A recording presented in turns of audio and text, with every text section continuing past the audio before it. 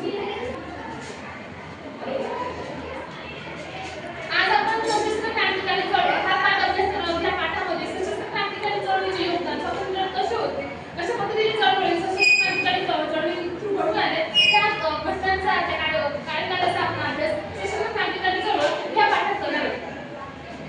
महाराष्ट्रात वेगवेगळ्या ठिकाणी उठाव सुरू होते. महाराष्ट्रात वेगवेगळ्या ठिकाणी उठाव सुरू होते. भारताला स्वातंत्र्य मिळवून देण्यासाठी त्यामध्ये सशस्त्र क्रांतिकारींचा उठावाचा देखील मोलाचा विषय आहे. वासुदेव बळवंत फडके आजच्या क्रांतिकारी ज्यांनी रामोशी पांडवाला समर्थित करून इंग्रजांविरुद्ध बंड पुकारला, हे सशस्त्र क्रांतिकारीचे जनक ठरले.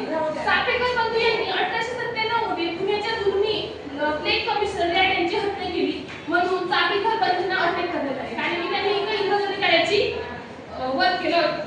त्याच्यानंतर सावरकरांची देखील सशस्त्र क्रांतिकारींच्या चळवळीत खूप मोलाचे योगदान आहे. सावरकरांनी अभिनव भारत या संघटनेची स्थापना केली. 1904 मध्ये विनायक दामोदर सावरकर यांनी नाशिकमध्ये ही गुप्त संघटना स्थापन केली. जॅक्सनचा वध अनंत कांबळे यांनी केला. नाशिकच्या जिल्हाधिकाऱ्याची हत्या केली. सावरकरांना 50 वर्षाची काळ्या पाण्याची शिक्षा सुनावण्यात आली. कारण की सावरकरांनी अनंत कांबळे यांनी इंग्रज अधिकाऱ्याचा वध केला म्हणून त्यांना काळ्या पाण्याची शिक्षा सुनावण्यात आली. परदेशात देखील ही सशस्त्र क्रांती चळवळ एवढ्या जोराने चालू होती. जेवढी सशस्त्र क्रांतिकारी चळवळ ही आपल्या भारतात चालू होती, तेवढ्याच वेगाने सशस्त्र क्रांतिकारी चळवळ ही परदेशात देखील चालू होती. परदेशातले आपले भारतीय जे सशस्त्र क्रांतिकाऱ्यांना समर्थन करते त्यांच्या थ्रू देखील सशस्त्र क्रांतिकारी चळवळ चालू होती. त्यामध्ये अमेरिका व कॅनडातील भारतीयांनी लाला हरदळ यांच्या नेतृत्वाखाली गदर संघटना स्थापन केली.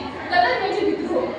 त्यांनी परदेशात गदर ही संघटना स्थापन केली. उत्तर भारतामध्ये ही सशस्त्र क्रांतिकारी चळवळ खूप वेगाने चालली. क्रांतिकारी चंद्रशेखर आझाद, भगतसिंग, राजगुरू यांचे खूप मोठे योगदान आहे. चंद्रशेखर आझाद, भगतसिंग, राजगुरू या तिघांनी 60चं वध केलं इंग्रज अधिकारी. लाला लजपत राय यांच्या मृत्यूचा बदला घेण्यासाठी भगतसिंग व राजगुरू यांनी पोलीस अधिकारी 60चा वध केला.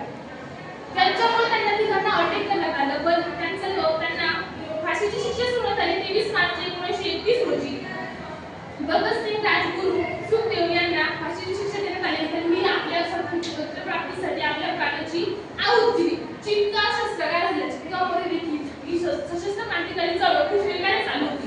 सुनील दत्तांकडे चित्का येते सरकारी शस्त्रागारावर हल्ला केला त्यांनी. स्त्री प्रतिनिधी वडेकर आणि कल्पना या स्त्रियांचे देखील मोठे योगदान सशस्त्र क्रांतिकारी चळवळ. म्हणजे सशस्त्र क्रांतिकारी चळवळ ही पूर्ण भारतामध्ये ठिकठिकाणी पेटली होती. सशस्त्र क्रांतिकारी चळवळीची आणि इतर सर्व चळवळींचे योगदान भारताच्या स्वातंत्र्यात खूप मोलाचे आहे. आणि त्यामध्ये स्त्रिया सुद्धा स्त्रियांचे देखील खूप मोठे योगदान. प्रतिनिधी वडेकर असो